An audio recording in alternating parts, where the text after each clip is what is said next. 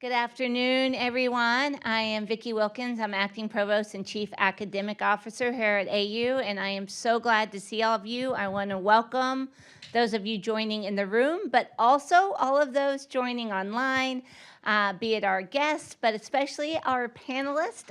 What an amazing opportunity we have today. No one can see you here. You have to be over. Oh, I can't be seen. Okay, where should I go? It's kind of weird to stand without. Okay, good, thank you. Hello to everyone online. I'm told maybe now you can see me, but I'm happy to welcome everybody in attendance and especially to our panelists. Thank you so much for being with us today to share your wisdom with everyone attending. I have to tell you, I'm super proud of this event. It has comes out of the passion and the energy that our deans at the university have for our students. And this real desire to want to be part of making sure our students understand all the ways in which you can be an activist and an advocate in your life and the things that you can do to create that change we know that you're looking for. And so it's been a dream basically of mine for the entire time I was a dean and now in this role to see our deans act together to bring this forward. And so I want to thank each and every dean. I also want to note that we had a great committee working on this, a group, Shannon Hayter, Corbin Campbell, G. Davis, Bridget Trojden, and also a super thanks to G and her team in the library. You really pulled it together, and I'm just so grateful for what you've done. But this truly is just an outpouring of the love that our deans have for our students and the desire to help them grow and think as students and be involved in the things that they really matter to them. And so I'm anxious for that and to hear from all of our panelists on how they, in their lives, can tell us stories about their own advocacy and their own work, which will help us understand all the ways to get involved in policy and making change. And so that's going to be a very important part of today. And I just want to welcome you. And I don't know who I'm turning over to. Turn over co-facilitators. That's you guys. So happy to turn it over to them and really grateful again for everyone. And this might go back here. Yes, thanks.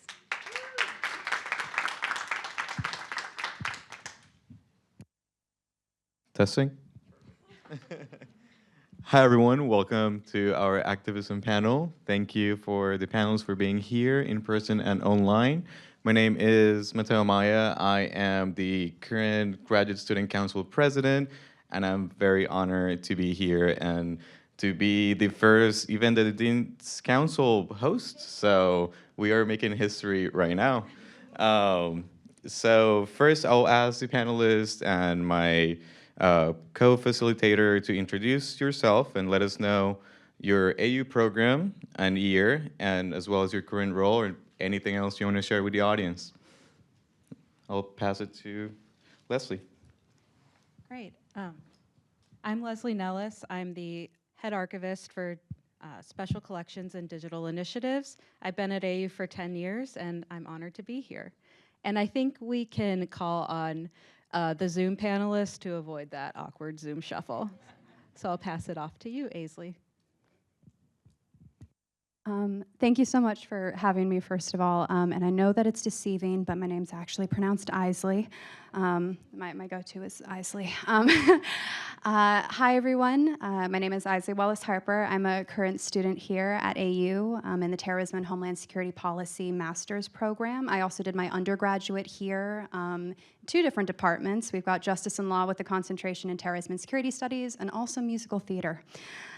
So great background there. But currently I'm working on campus in the ASAC Accommodations and Testing Office, which has been absolutely wonderful as I finish up my degree, but I do hope to work for an organization or a 3-letter agency that does focus on counterterrorism efforts. My specific focus is in white supremacy, domestic terrorism, extremism, RMVE efforts, as well as counterterrorism efforts. But I'll pass it on. Hello, everyone.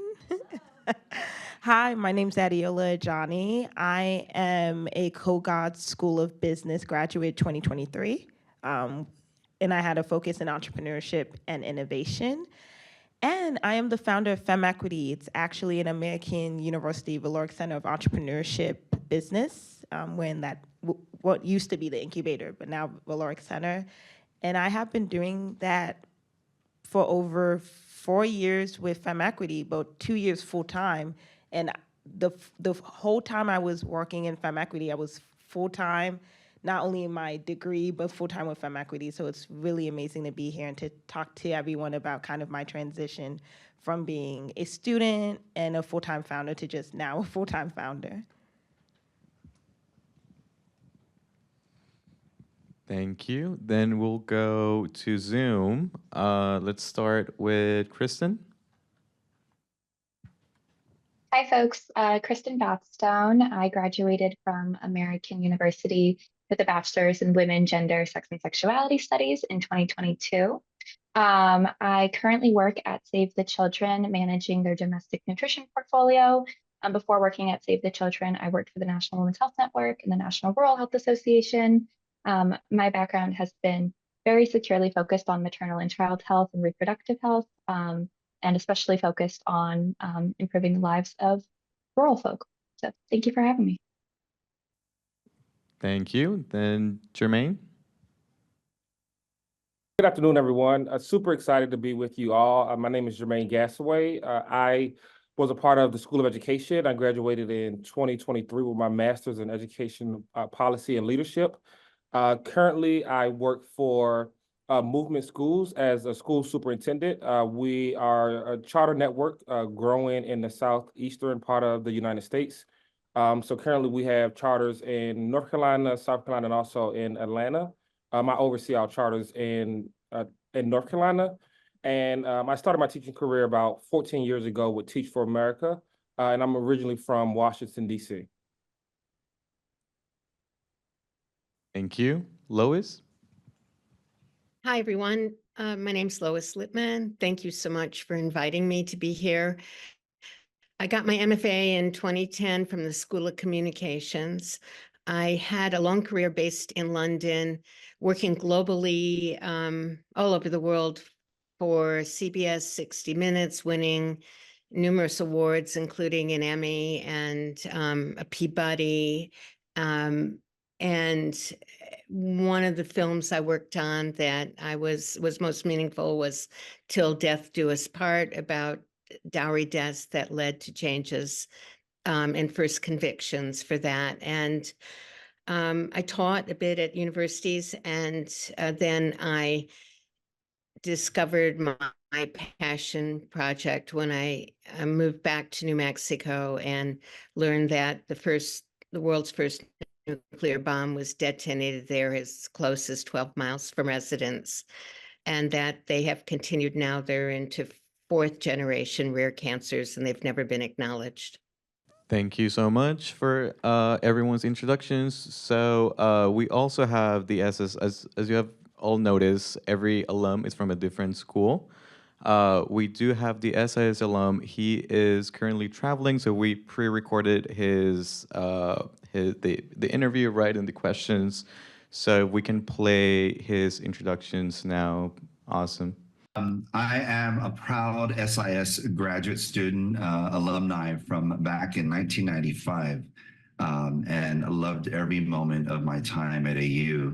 And I think as we go through our discussion, we'll sort of share how my time at AU actually became the foundation of a lot of my work in activism, both in the political, community development, community rights, social justice, and even in the work I do now in the Episcopal Church.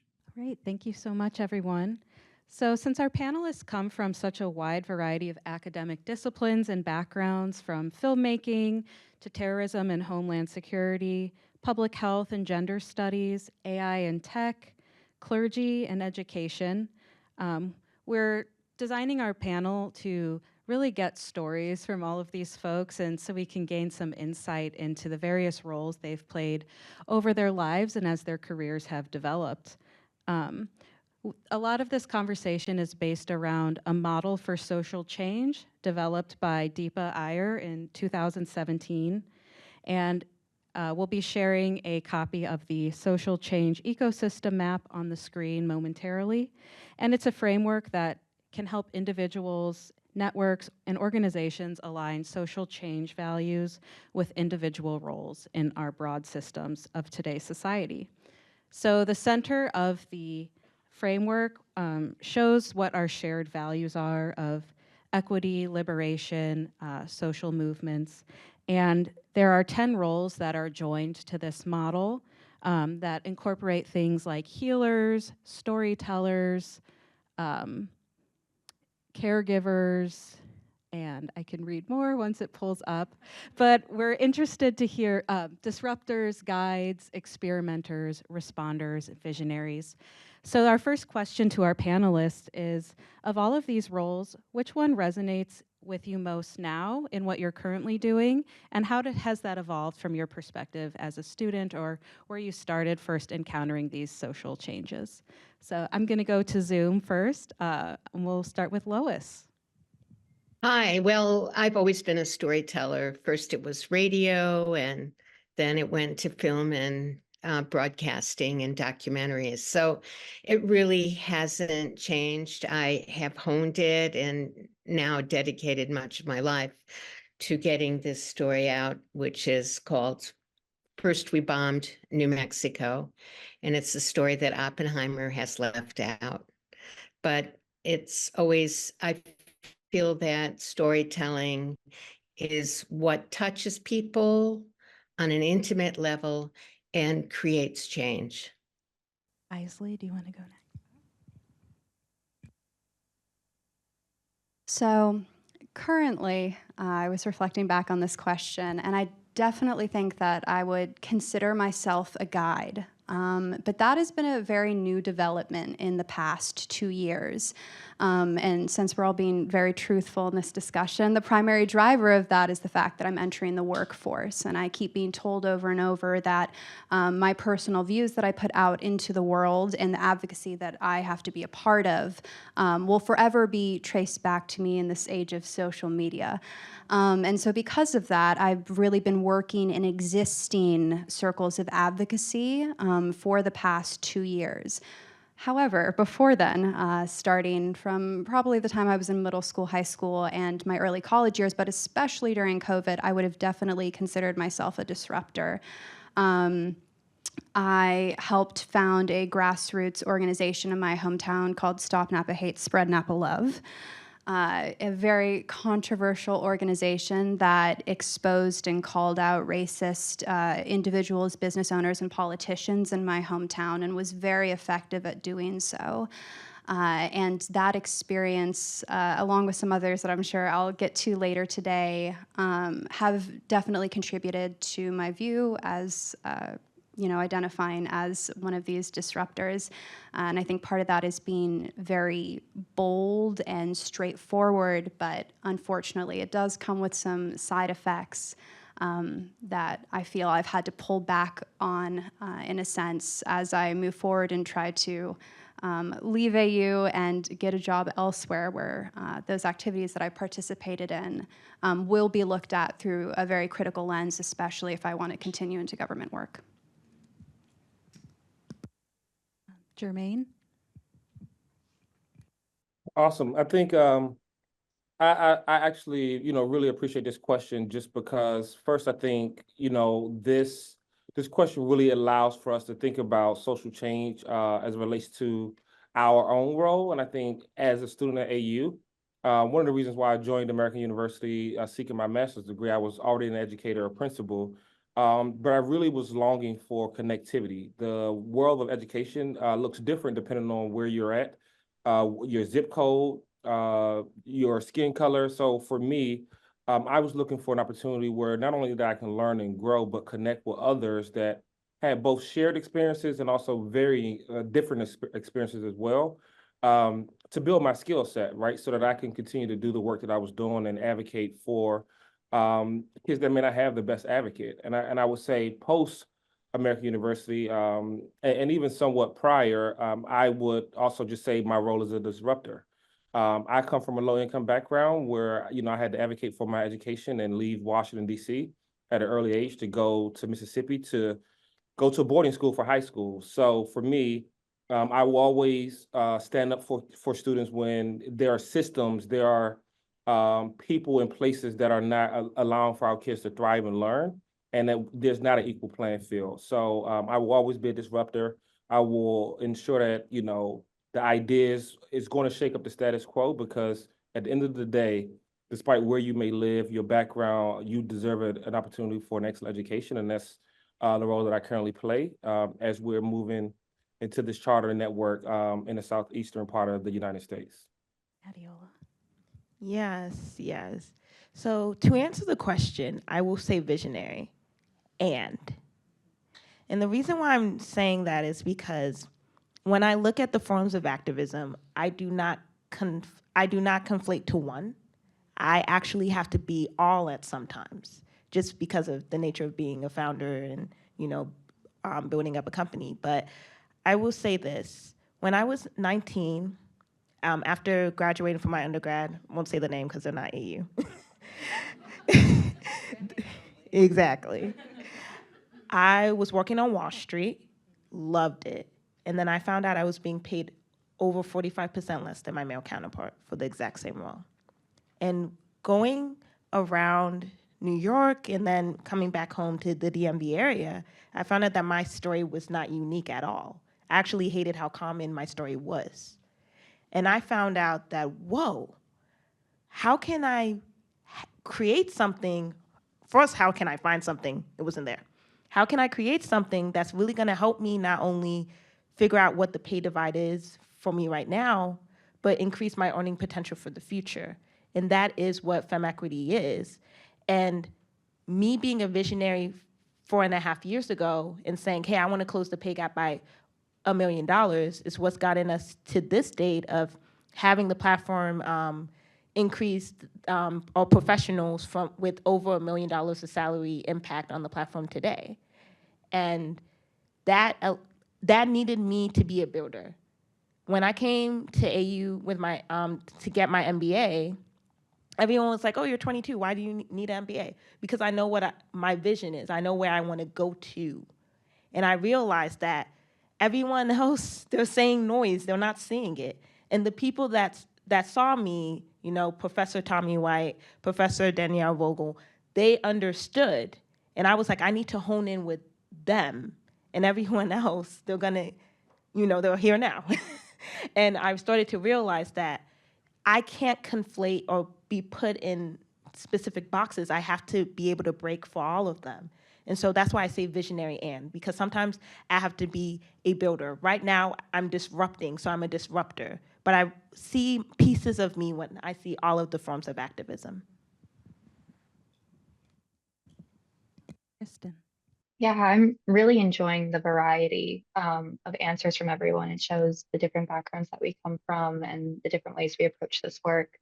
I would consider myself a weaver, especially from the perspective of when I came to American University and studying women and gender studies. It's an interdisciplinary degree program. So I was, yes, taking women and gender studies classes, but I was also taking public health classes, and I was taking political science classes, history, literature. And in each of those classes, I was approaching the work differently than my peers because I was looking at how this work was shaped by, you know, systems of oppression. And I was looking at how, you know, who was being left out of these stories and who was, you know, not being included. I think coming out of American, that has been something that I've taken with me. It's how I approach policy work and the legislation that I analyze. You know, who, if we implement this policy change, are we accidentally or unintentionally leaving folks out? You know, what stories are being left untold?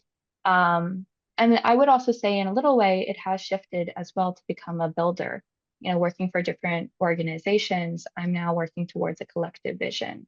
You know, I'm part of the anti-hunger movement right now by working for Save the Children and leading on their domestic nutrition portfolio. It's not just, you know, my work, but the work that has been shaped by community leaders and activists from all across the country as we try to improve these outcomes.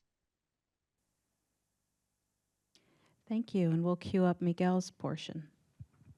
So I took a look at those roles, and I think there are 4 that sort of resonate with me, whether it was when I was a student at AU or even now. in my aspiration just to be a better person. But I would pick visionary, healer, storyteller, and builder. Those are the sort of 4 different types that I saw that either I'm hoping to see in myself as I'm still growing and still learning, but that I aspire to, because I think that it's those different aspects that really help make the world go round in a better way. Well, I think the fact that I decided to go to the School of International Service sort of tells a little bit about sort of my orientation of someone who wants to be of service, which means being a healer. I think was an important part of my time at AU, because I was trying to understand, well, what does it mean to build a world that is full of peace and understanding? And so healing was a big part of it, but also being a visionary, right? How do you imagine a world that could be better than the one we're living in today? And so I think healer, visionary, and then as I got older, becoming a storyteller, because I had to listen to stories. I had to become a truth seeker in order to be a truth teller. And that has then enabled me to try to be a builder of a better world that we're striving towards. Perfect. Thank you, everyone. That was very inspiring. I really need to say, like, I'm very impressed by everyone's backgrounds, and you know, as Kristen said, like how diverse like of backgrounds, professionally, academically, like community-wise, everyone is. So, you know, I do want to focus on, obviously, a lot of us are still students, graduating soon, hopefully. And then many of us here have been students at some point of our lives, right? And many social movements have started at universities, or many change has started at universities, especially here at EU. I think we have we're change makers, right? That's one of our slogans. So I do want to ask, starting with Miguel, starting with Jermaine, how did your role as a social change agent evolve from a student at American University to your chosen profession? Is there an experience or person at AU that first got you involved? Thank you for that question. And I really cannot stop singing the praises of the School of Education at American University. I think the way that they designed their master programs, from the courses that you're taking, the studies, the readings, the assignments, the post-seminar assignment that we had, and partnership organization that worked with us, there was a lot that I learned. And I think policy, while I started my career as a teacher, and my impact was still large to some degree, but it was 30 students. And over the course of my career, I became an assistant principal, a turnaround school principal, where I took my impact from 30 students to 550 students as a principal. And now in this role as a superintendent, I'm seeking to further my impact. And one of those ways is through policy. Policy impact so many of the decisions that schools make at the federal, state, and local level. And when you're talking about a charter school, a progressive charter school, who is rapidly growing, then there are moments where we have to go before the local state board to petition and advocate for choice options for our families. We know that we go into underserved communities for kids that may not have access to the same resources as more affluent communities. And sometimes that is an uphill battle, because there's this challenge between the district and charters in terms of our kids versus their kids, when the end goal is all of our kids, right? We're trying to ensure that families have options, that all kids are being educated on an equal playing field. And I think, you know, my master's program really helped me to understand how policy worked, right? How to go about doing the research, your due diligence before going before some of these elected officials, because it's not just a matter of just because you think this is the right system for kids, is that, you know, people are going to vote on that. So really just, you know, taking a step back to understand, how do I want to scale my impact, and why do I want to scale my impact? And I honestly, firmly believe that my daughter's in the 3rd grade. If it's not good enough for my own child, it's not good enough for any kid. And that's the educational system that I believe a lot of people are afraid to say. So something that I'm very passionate about, and I think it's always been a part of me, but I've learned to advocate in a different way. been a part of the School of Education. Thank you. And then Lois? Well, I've always grown up with the deep commitment to social justice. So that was before I came to American University with Pat Afterheide, and she she showed examples of how films were made that inspired people and gave them concepts and led to social change. So it was really useful and practical to see examples of what I plan to do. And then I also took a great class with Bill Gentile about backpack journalism, how you just have your voice and your filmmaking skills. And as one individual, you can make films that are compelling. So I'd say that those two influences helped me as I moved forward after I left AU. Thank you. And then we're going to finish this question with Miguel. Can we play his? Thank you. Well, I think as I look back at my time at AU, I think I have to realize and come to the realization that I was young back then. I thought I knew everything, when it turns out I really didn't know that much. And I think when I started at AU, I thought, here I am, a grad student coming in from San Francisco. I know everything. But it actually was my mentor, Dr. Abdullah Aziz Saeed, who helped me sort of think of the world in a different way, where there are no winners or losers, but that we all strive to be winners.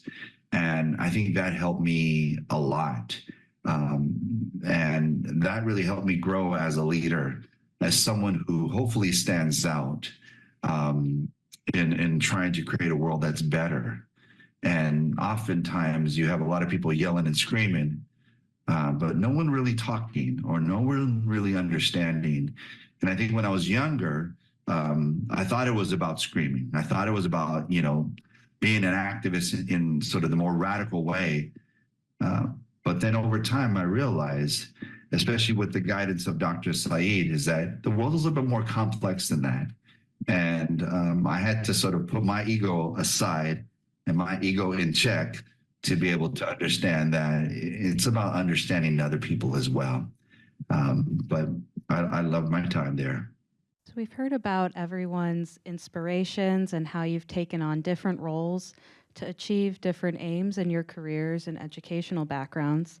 Now I want to get down into the nitty-gritty, and I want to hear about a time you found your work extremely rewarding. What role did you have to play to accomplish the change you wanted to see? And what skills and strategies did you have to pull out of your pocket in order to make it happen? So let's start with Isley. Oh, I got some fun stories.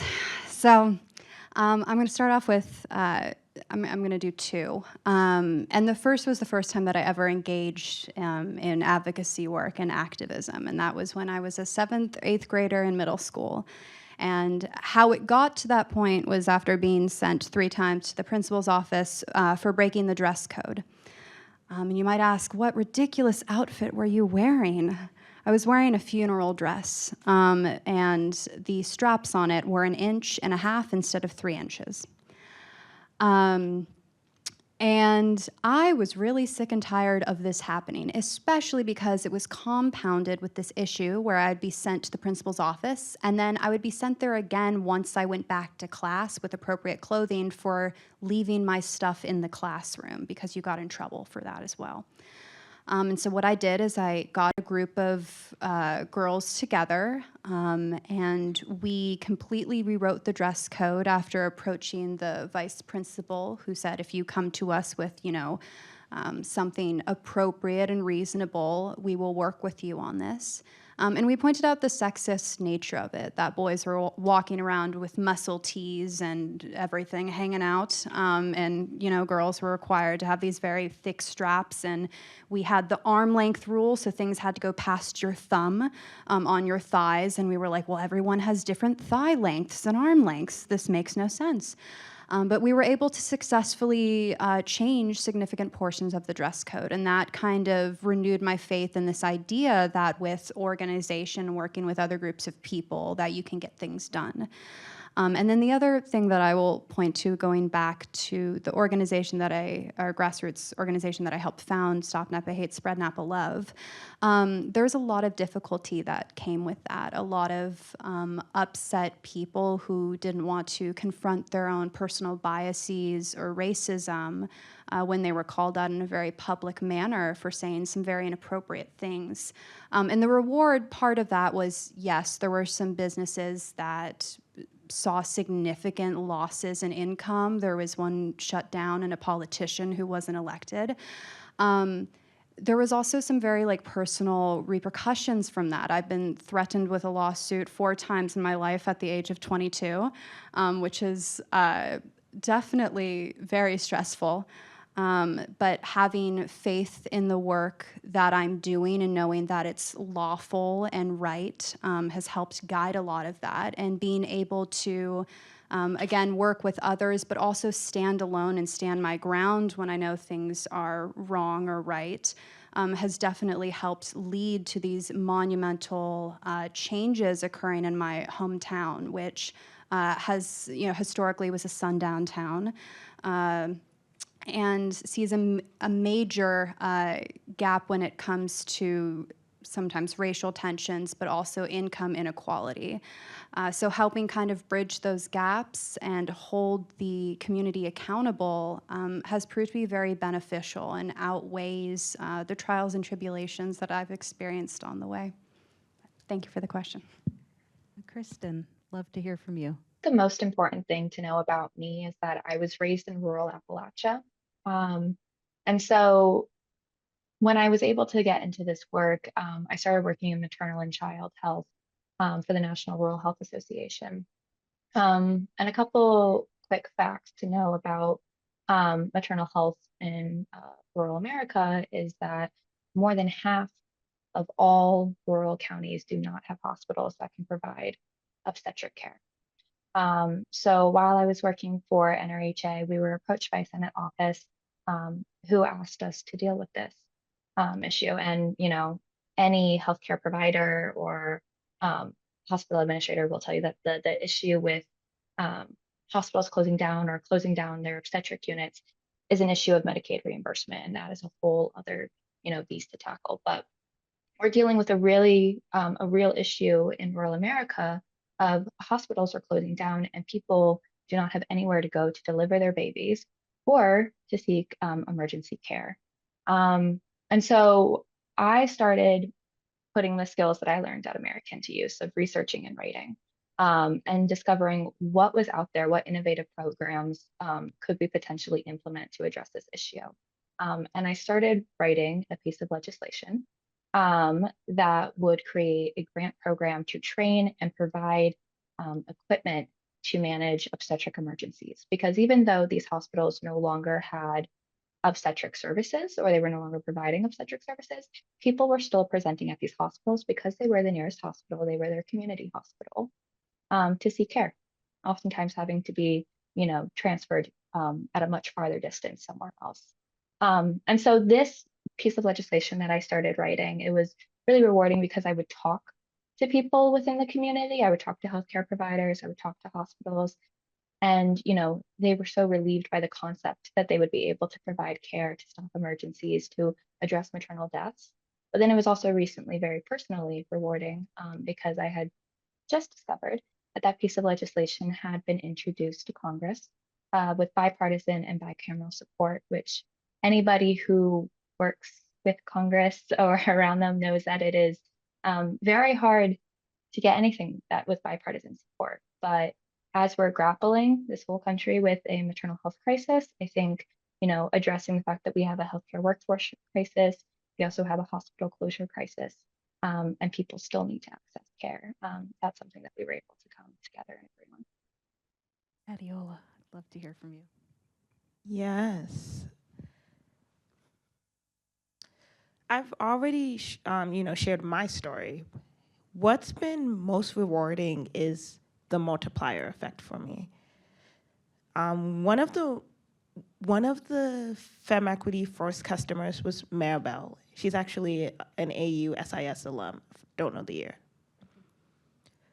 So when I crossed paths with her, she had told me about her story of, going to her undergrad in New York, having this amazing degree, and then getting her master's degree here, and still being significantly underpaid and underemployed.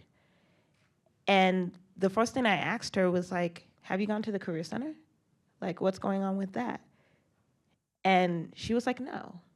I was like, okay, well, let's start there, right? So the assumption was that it was so easy.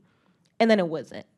It was like going there was great, but because of the issue of underemployment, it was like, okay, I don't just want a job. I want to really scale in my career. I have a fiance. I want to actually pay for a wedding and all of these logistic things. And for her to join the Fem Equity platform and see that in under 6 months, not only did she find a job that was adequately, employment, but she was able to negotiate a $20,000 salary increase with, at that time, it was me and my co-founder. It was like no one else. And I was like, whoa. I was like, whoa. I was shaking. I was like, I have something. This works. Like, it's one thing when it works for you, right? It's one thing when it's like, oh, it's my thing. It worked for me and stuff. It's another thing when you see it in real time working for others.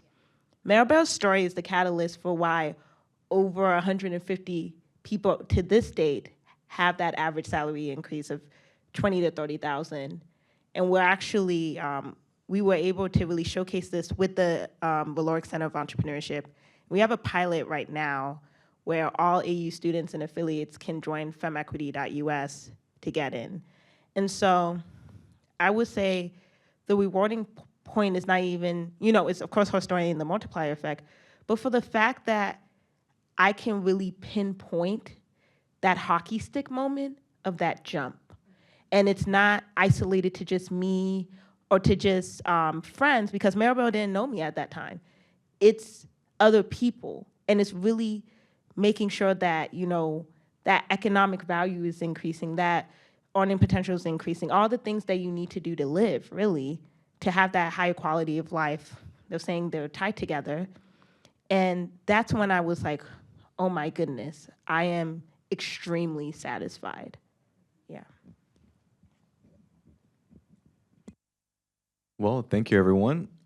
Now, as you have all mentioned challenges, right? So now we're gonna go from the rewards and like the happy moments, but also we're gonna focus on the challenges, like the challenges that didn't result in a reward, right? The challenges that just resulted in a roadblock, or you have to change that, like strategies, like whatever it was in your careers. As you have mentioned, the difference, especially like, Isley and Adeola trying to change an oppressive system, right? Like that's a huge challenge within itself. So how did you cope with not having that reward, with just having the challenge and just having to give up, or just having to just change a different strategy, right? And we're gonna start with Kristen. I would be remiss not to mention that I graduated again in 2022, which was an important year for women's rights in sort of an infamous way, where we saw Roe v. Wade be overturned, and replaced with Dobbs v. Jackson, and sort of through that, what was a very difficult experience for me and many people across the country, I decided to double down. I decided to transition upon graduating from American University. I was actually studying abroad at that time. I went home early. I started working early, and I got into the reproductive health space, and doing that policy work. It was also a challenge because we were facing a split Congress. So trying to get any sort of policy changes for reproductive health, it's difficult. You're playing defense the entire time. This past appropriation season, every appropriation bill, there's 12, had anti-abortion language included in the bill. And it sort of seems like at every turn, we were facing attacks. We were getting news stories of, maternal deaths or obstetric emergencies that shouldn't have happened, that would have been preventable. And I think honestly, something that kept me, going through that is I had a mentor while I was at American who was talking to me about reproductive health and reproductive rights. And I told her, this was before Roe had fallen, I really want to get into this work. This work really motivates me. And she's like, honestly, this work will burn you out. It'll burn people out. You will either be able to get a shot at this job because, there's just more opportunities with things going well, or things will go poorly and people will start leaving the industry. And that's ultimately what ended up happening. And so I made the conscious shift into, reproductive healthcare and reproductive rights, knowing that there had been a lot of people who had been doing this work for so many years and just suffered an extreme loss. And knowing that I could potentially lend my voice to this fight. I've always stayed constant in my work for, women's health and maternal and child health, and I've sort of just been trying to address it from these different lenses. Even though we face challenges, though, I was very happy to see that both of the appropriation packages had passed without any of the, extreme anti-abortion language. To the communal efforts. Thank you. Then Jermaine. First, I think this is a very important question, and definitely want to just acknowledge kind of the response from Isley, I believe, talking about her middle school experience. So thank you for just sharing that.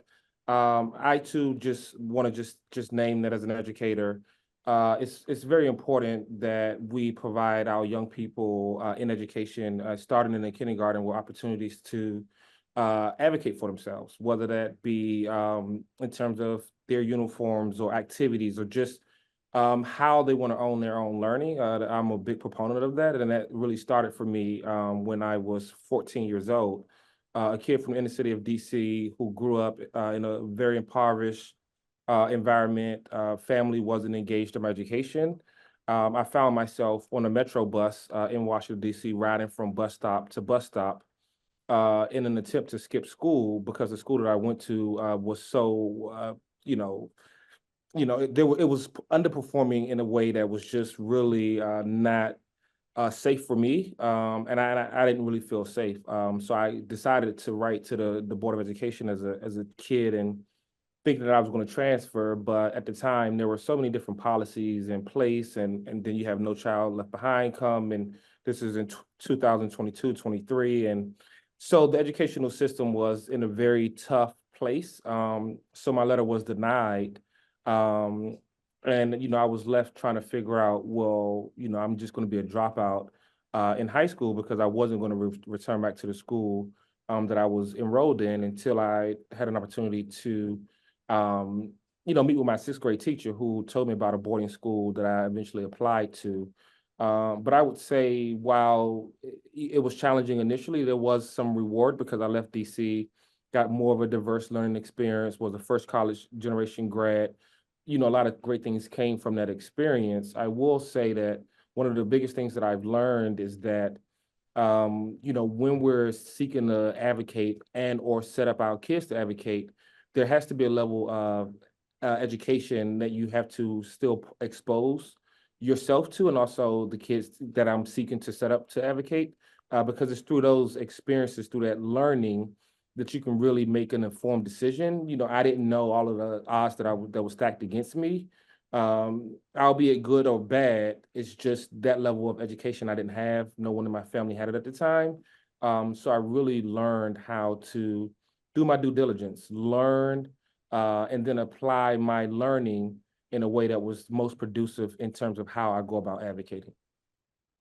I've got a similar question for Lois and Adeola about a time you've had to use a new or different strategy. Maybe the old way is not working. Maybe there's a new technique in filmmaking or a different way you want to approach the scenarios that you're educating folks about. Could you share a time that you had to try a different approach in what you're doing? Adeola, why don't we start with you? Yeah.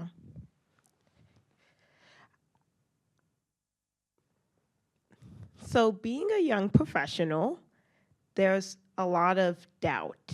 There's a doubt from yourself sometimes, and then you can feel the doubt from other people. When I was building my organization, or just in general, I've seen this trend in life with me. I always had to overcompensate for things I was already valid in, I was already strong in. And that did not stop in my, entrepreneur journey. I have been in over, at this point, 22 programs. Yeah. I have to breathe in, breathe out when I realized that too. I'm an MBA, the program of all programs, and I still felt the need to be in these programs while I was getting essentially the ultimate program, right? The ultimate degree, or one of them at least. And it really stemmed from, I felt like if I just did this next thing, it would come. Whatever it was at the time, I don't know, money, partnerships, sponsorships, new clients, whatever the case might be. I felt like it would come. And then when it didn't come, I was so disappointed. I was like, okay, I gotta do 2, I gotta do 3. To the point that, and Kristen said it about burnout, I was burning myself out to exhaustion. And so the way I pivot, the way I was like, okay, I need to try something new, I realized, what is it that these programs are supposed to give me that I really can get other ways? And I realized that it's not necessarily the program or whatever the thing was that I wanted the mentorship. I wanted the access to capital. I wanted the resources. I wanted, fellow entrepreneurs, that peer-to-peer connection. And I started seeking that. And instead of seeking the program that says you might get it, says it could come, right? I talk about the Valoric Center of Entrepreneurship. That was one of the few I can count on one hand, the programs that have really elevated me. And I've been in, double that, quadruple that actually. And it's really, I realized that what is it that I actually want that I'm not getting, that I keep allowing in my life and taking as acceptance that, okay, well, this was just a bad program. It was like, no, I was approaching it wrong. I was thinking that this would get me something that I already had in my toolkit. And so, as I said, that doubt, that, lack of self-confidence, that's really what ended up changing with me, that I was like, I actually got this, whether it's in activism work or whether it's in your day-to-day, that's something you always got to think about. Like, if it's not working, what is it that you already have so you can get to it working? Because I'm 100% sure you already have it. Be taking that wisdom forward with me. That's the message I needed today. Lois, I'd love to hear from you on this response. I find it inspiring to hear about your experiences, all of your experiences. I'm in the process of what I must do to get my voice heard. Again, the film we're making, First We Bombed New Mexico, the story that Oppenheimer has left out is how the world's first nuclear bomb radiated so many communities, especially people of color, Hispanic and Native American, and they've never been acknowledged, and they now suffer 4 generations of cancer. And when this hero, Tina Cordova, asked me to make this film, she said, Lois, what must I do? I have taken this on for over 10 years, and I can't get the attention of the media. I can't get the attention of Congress. Please, will you amplify my voice and make this film? And she knew I'd won lots of awards, and she trusted me. And I took on this challenge over 8 years ago. And the first goal was of the, and it's got to be for it to the streamer. And we've made a great film, and it took a lot of effort and a lot of years and a lot of money. And a lot of it was my money, because it's also a challenge to get funding. And so I was told as a strategy to start screening in film festivals and win awards. And that's what we're doing. This year, 6 months ago, we started screening in festivals, and we're winning awards. We're getting standing ovations. People are weeping. They're saying, what can we do? How can we use our voice for change? But what we need to get is distribution. I need a sales agent, and I need wide streaming distribution. And we're dependent on corporate streamers to care to take this on. And the strategy of corporate streamers right now, we were in the golden age of documentaries about 5 years ago, and they were buying and screening great documentaries, independent documentaries that won lots of awards. Well, they've pulled back. They've got a new strategy, which is we want celebrities, we want athletes, and we want true crime. And maybe I should repackage our film, because this is a true crime. When the US government poisons and detonates its own people, and thousands of people continue to die because radiation exposure changes your DNA, and that is carried on for generations. So perhaps we should be packaging this as true crime. And also, but they don't feel that, social justice independent films get enough eyeballs, and that's what they want. And I believe that our film will go viral once it's given that chance, because every place we screen, people care. And so I'm in the midst of this. What does one do to get one's voice heard? We are trying to get the attention, for example, of Netflix. And we just had 1 hour waits when we screened recently in New Mexico at a festival a couple days ago. And when one of the state legislators heard that we still haven't gotten the attention of Netflix, she started crying, and she said, we're going to do a letter writing campaign, and I'm going to have every state legislator write this letter, which we will give to the streamers, which we are taking on. Thank you. So we have talked about how pretty much our identities shaped our activism, right? Like everyone can relate to that, like to that inspiration, that push that make you be involved within your community or any group that you have been an activist in.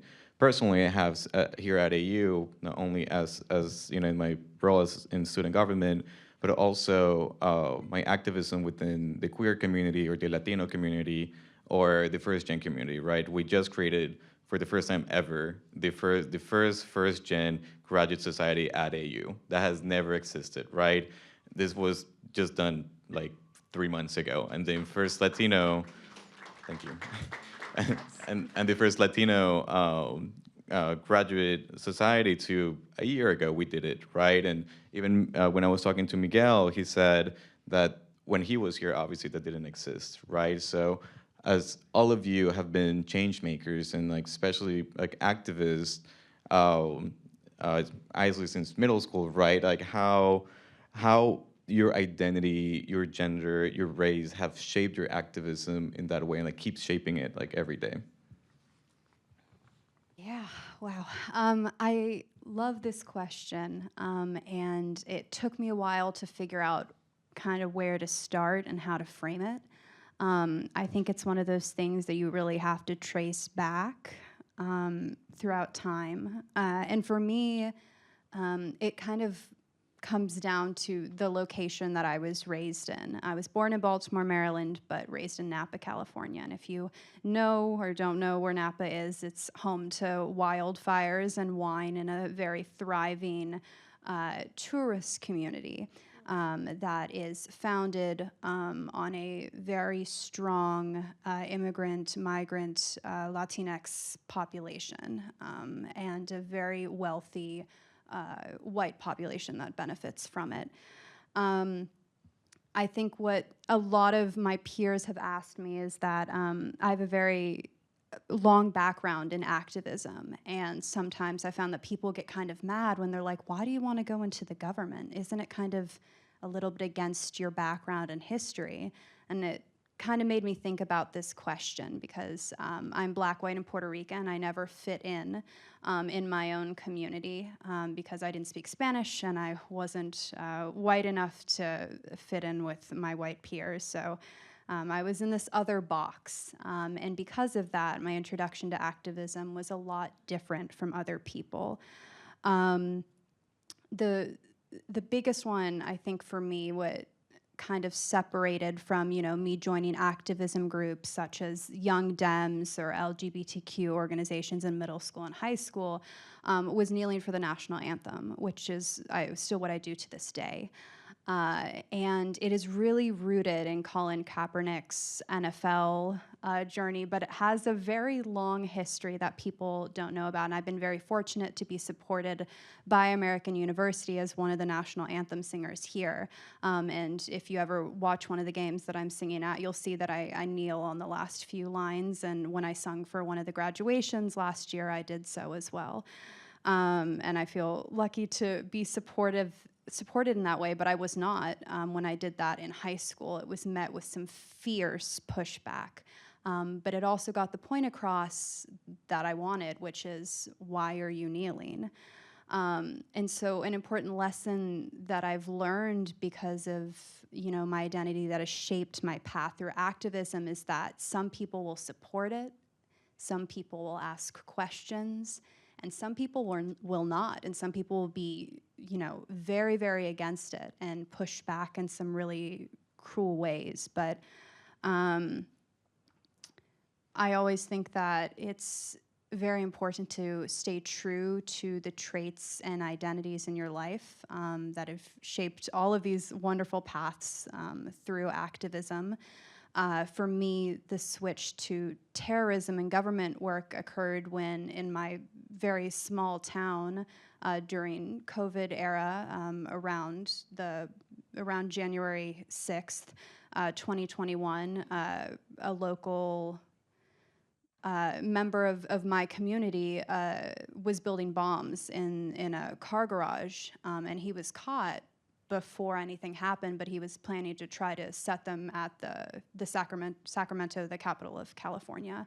And that shifted my social justice to a more active application. And I realized that I wanted to apply that directly while working with an organization or the government. And it's definitely been interesting to see a shift also in the population of people that I'm working with. When I was working through a social justice lens, I was surrounded, what I found, by a lot more women in POC. And shifting that lens to government work has definitely changed the geographic, and it's been very interesting to navigate. But I look forward to continue navigating it as I look for a more permanent job after AU. Thank you. And then can we play Miguel's answer? Thank you. So I grew up in the Mission District, where I still live here in San Francisco. So I consider myself a Latino, a Chicano. I'm also a member of the gay community. And so I'm a queer Chicano.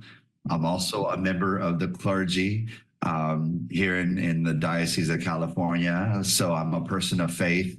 I think all that makes me who I am, but I hope that those elements help me see the world, not only just from my lens, but know that there are other perspectives. So it's almost like when you get a prism and you sort of look at it.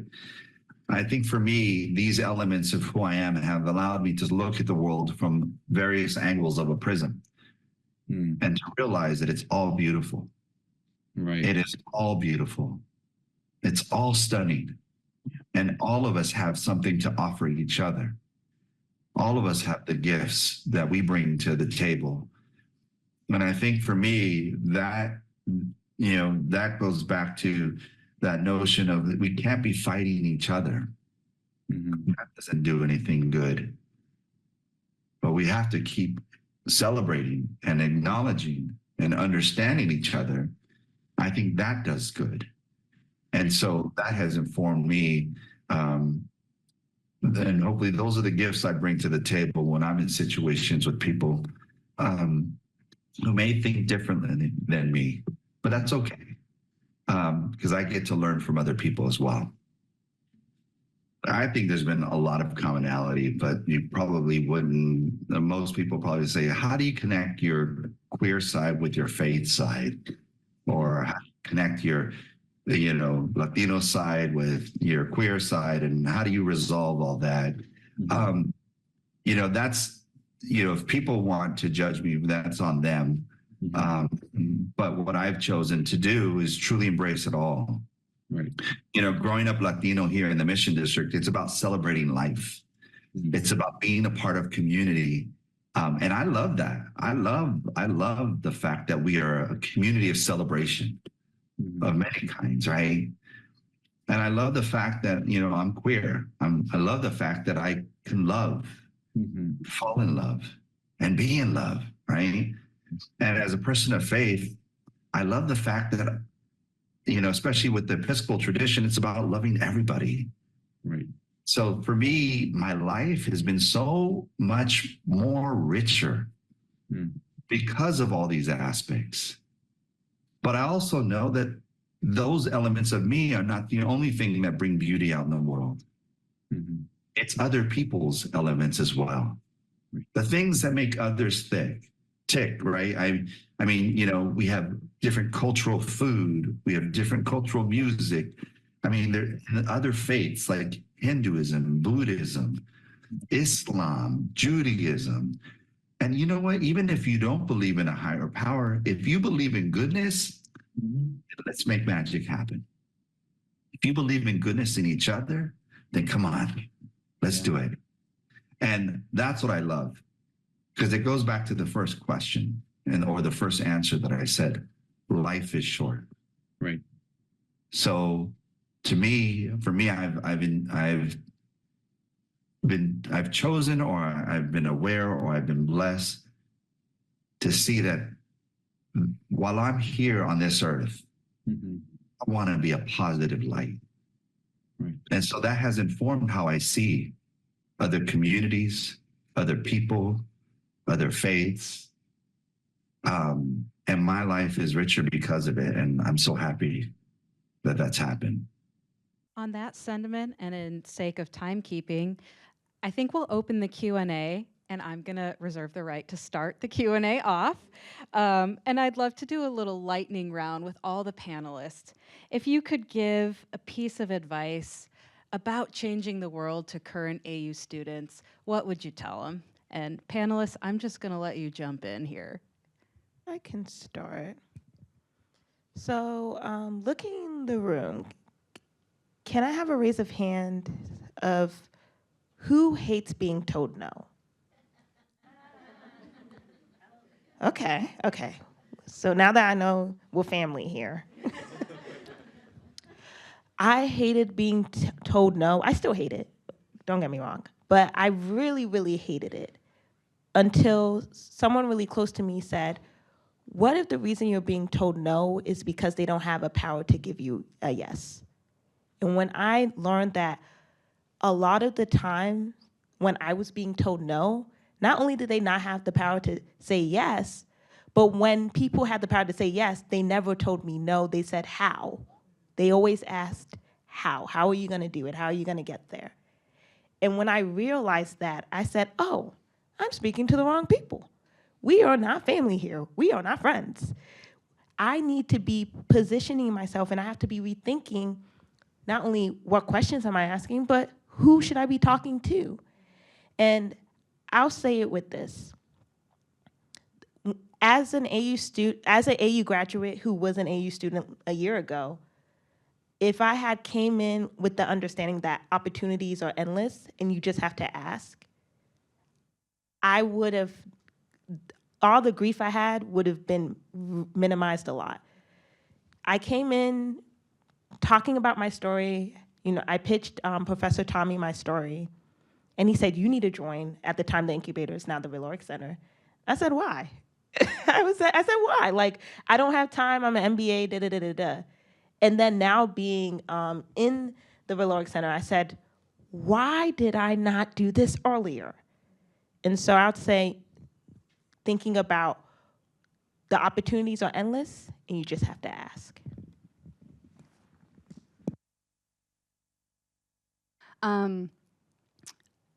My quick 2 cents is that if you can't stand alone in your activism, which I found myself doing a lot before the past 2 years, then I would find a group of people to stand with you.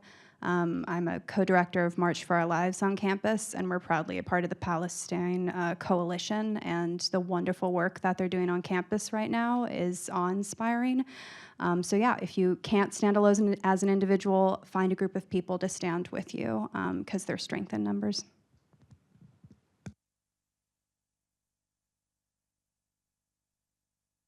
And Jermaine, Lois, want to jump in? I'll just be really quick. I would just say, stand for something or fall for anything. It's very simplistic, but I think it's power in it. So that would be my limited advice. Preserve your energy. I think this kind of work, can be all consuming. I work, and my 9 to 5 is to be an advocate, but I don't take off that hat when, it's 5 p.m. Suddenly, it's still going to protest, it's still speaking out. The work doesn't really end at any point. And so right now you're college students, some of you, depending on where you're at in college, could be as young as 17. And you've got a lot of energy. And I think that's what this kind of work needs. But it's also important to protect that and learn ways to take care of yourself as well. We need you. And I learned a big, important lesson after I got out. I thought it was just to get my skills better, to make stronger films. And what I've discovered is it takes a community. You need to reach out and find allies and take workshops and find mentors. And then, because to get funding, to get noticed, people need to know who you are. They need to have known you possibly over years. So my advice is, to do these internships, to be mentored by seasoned programmers, and, to become part of a village. Thank you. Are there any questions in the room? Someone will bring a mic to you. Thanks. Awesome, thank you. Well, my name is Dexter, and I have a quick question for everybody. So, a good friend of mine who recently passed once said that sometimes the only qualifications you need to do something is the fact that you want to do it. And I know during my time when I was in college, or even just starting out in my career, a lot of times there was that the fear of wanting to do something but didn't know how to start, or even just taking a leap of faith. So my question to everybody here is, how did you know where to start, and what was that moment where you knew to take the leap of faith?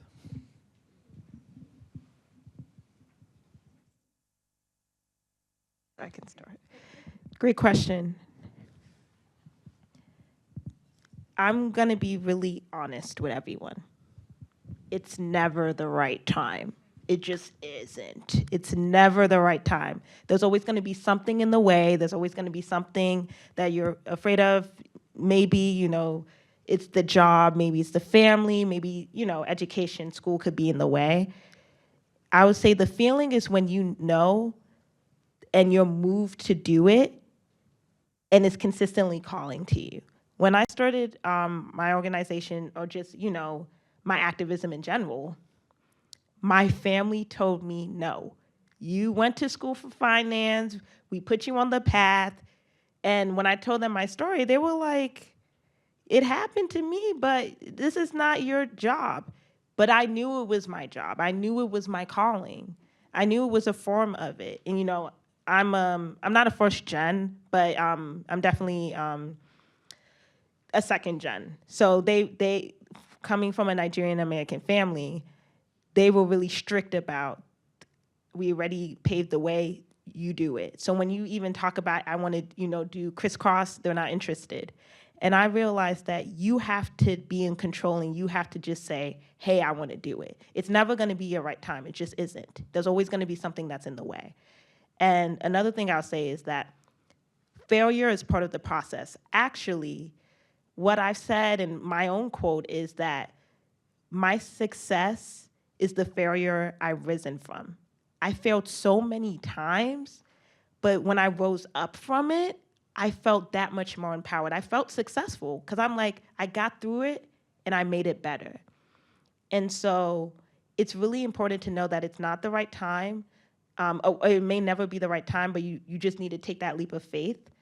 And that also, lean into your circles of people that want to support you. Those are going to be the people that are going to be your rock during those hard times. Really connect with those people that are your support system because they're going to matter, especially while you're going through your journey. I'll jump in right here and say that don't be afraid to sit back and learn for a little while. Before I started leading full-time the grassroots organization that I'm a part of, it's mainly based online. I shadowed because I had no idea how to do anything. And it took me about 4 months, and then suddenly I was running everything. When I started kneeling for the national anthem, it was behind a group of people because I didn't want to be seen because I knew I'd get pushback. And now I'm kneeling in the middle of basketball courts, surrounded by giant audiences. So it is okay to take baby steps and start from a smaller space that you feel comfortable in, and expand from there. I love using the term working within existing systems of advocacy. So joining organizations on campus, existing groups, and trying to expand from there is really important work that does need to be done. You don't need to, jump headfirst into it if you do not want to. The work really resonates with you, then I encourage you to take on the task, and there will be lots of wrong times and lots of small steps to take. And over time, it will become the right time because of the work that you've done. It takes a lot of commitment and a lot of hard work to make it the right time. If you believe in what you're doing, just keep going at it. Any wisdom from Jermaine and Kristen? Otherwise, great, thank you. I'll just kind of just share, I honestly I don't necessarily, believe that there is a particular right time. The one thing I will just say is that, just my entire life or my experiences, I've always put on a learner's hat. And through this learner's hat, I've always analyzed what I'm learning in regards to my own values and beliefs. And that has led me to make the decisions that I've made in terms of education. I started as a finance and econ double major in undergrad and thought that's the career path. But through analyzing that field that I was in, it led me to a different career path. So I just think always being a learner, willing to be a learner, and just analyzing how your beliefs and values show up in any given space will allow for you to enact or advocate for what you want to be true or what you believe should be true. I'll round out by saying that it's also worthwhile to figure out where you fit in the movement and the moment as well. There are issues that you may be really called to or you may be really passionate about, but that maybe you're not the best person to be at the forefront of that. And so how can you be helpful? How can you be an ally through these issues as well? I've been talking about the maternal health crisis, but we can't talk about the maternal health crisis without acknowledging that it's a Black maternal health crisis that we're also dealing with in the United States. And so, lifting up, the community leaders and, the Black women who are doing this work has really been at the forefront of my advocacy when I talk about maternal health issues as well. Any other questions in the room?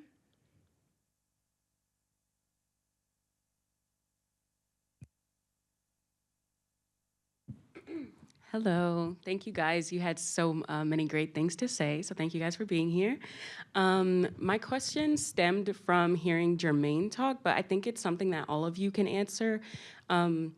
But Jermaine, so you said that you work in education, you're superintendent, and when you were a principal, and so just your work in education, I know that there's a lot of pushback sometimes, like from parents, and I wanted to know like how you sort of deal with their perception, but also maybe like your colleagues' perception of the work that you're trying to do and the vision that you have for children education today, and in a more general sense for everyone else, just how do you deal with the pushback that you get from people who disagree with you, maybe don't agree with your method and things like that?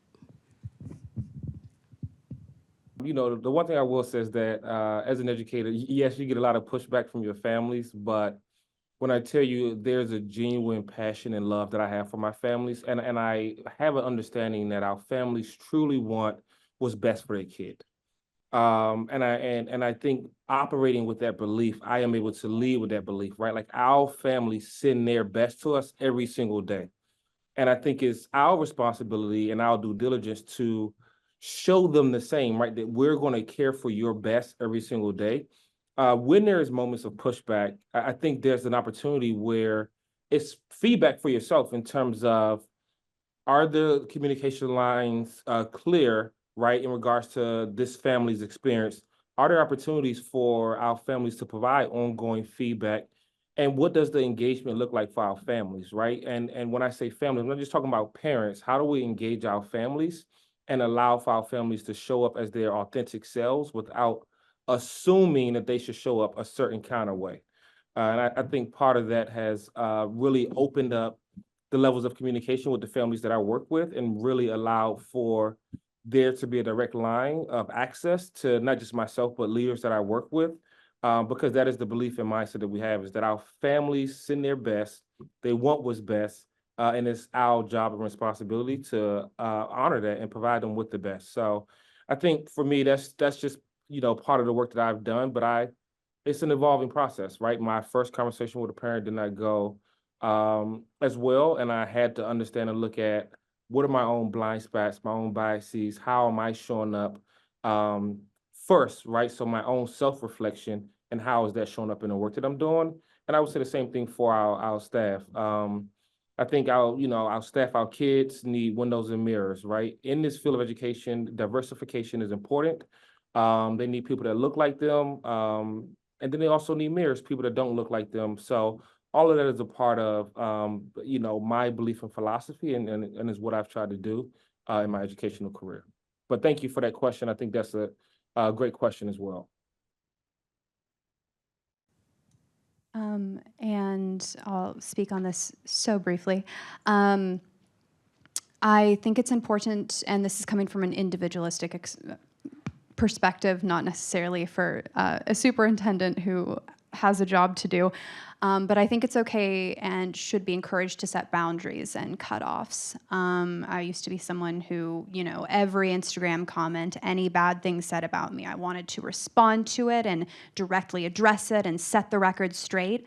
And I just realized over time that it's for your own peace.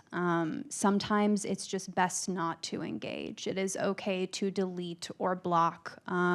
It is okay to disengage with people if they're trying to engage in a conversation that they have no intention of actually fairly engaging in that conversation with you. If it's just to do it to aggravate you, it is okay to walk away.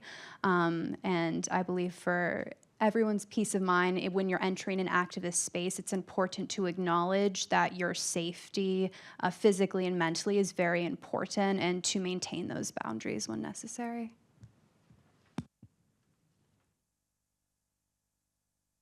Any other panelists want to share any wisdom on that? Great. We have time for one more itty-bitty question, if anyone's got a tiny one to toss off.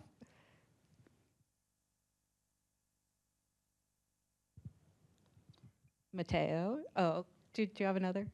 Yeah, it was gonna be for Lois. What was the project to work on?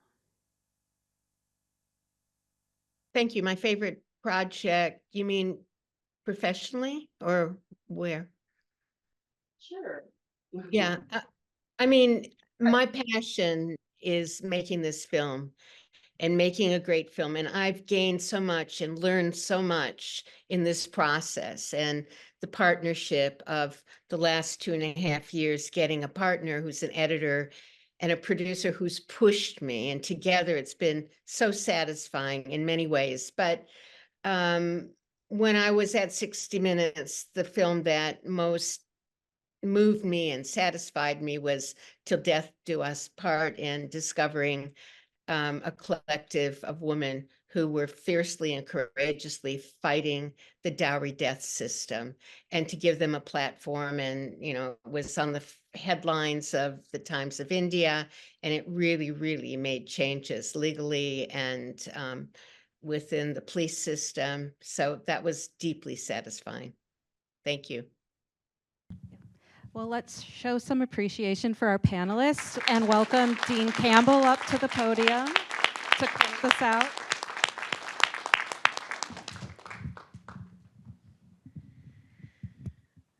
Thank you so much. This was such an incredible moment. Hearing from such brilliant, real stories about what it's like to be a long-term, sustained social activist with real outcomes from such a wide range of fields.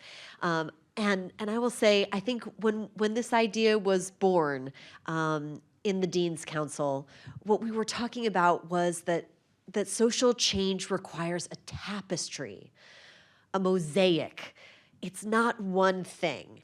And it looks different in different fields. And it also is a tapestry within people. It's not one thing within any of us. And across time, it looks so different. And it was a dream to bring together people from such different identities, such different lived experiences, such different fields and different mechanisms for change, just to highlight the fact that student activism and social movement making with sustained and real outcomes is something that is among us here at American University. And so in my scholarship, so I am so fortunate to be acting as co-dean this year in the School of Education, but in my scholarship, I study higher education. And if we look back at the history of social movements that really affected change, was it the administrators that look like me that made that happen? Was it even the faculty and staff that I deeply care about and we heard actually made a difference? Really, when we look at the studies over time of the connection between higher education and social change, it is the students. It is the students that really made the connection between higher education and democracy. And for that to continue to be the case over time, we need students to understand and live this tapestry of change that we saw today. I just want to please join me in thanking this amazing panelists. Really, I just couldn't have imagined that we would get such incredible examples. I want to thank you all. You're doing amazing things every day, and you took your time out today just to volunteer to provide this expertise. I want to thank you all so much. I want to thank our amazing moderators, Mateo and Leslie. Thank you so much. Really appreciate your time here. I want to thank the incredible library staff from Michaela, who did the incredible advertising and marketing, to the AV, to just providing such robust support. I want to thank Provost Wilkins, that we have an academic leader at this institution who was willing to support the very first, to my knowledge, Dean's Council event across the schools. And so thank you, Provost Wilkins. And also to the deans, who scrambled us. We said, we must respond in this moment. We must engage. We cannot shut down conversations. We have to be a part of conversations. Thank you to the Dean's Council, who deeply supported this event by connecting us to these amazing alums. Thank you to Dean Trogdon. Thank you to Dean Hayter. Thank you to University Librarian G. Davis, who were especially supportive of this event and making it happen. But mostly thank you to the students in this room and online who want to engage and want to continue to learn together as a community at American University where we can support social change. And with that, I hope you really enjoy this incredible amazing amount of food and drinks, and please talk to each other. We heard that it's in community that this work happens, and I hope that as you leave today, you can continue to build that community and that discourse. Thank you all so much.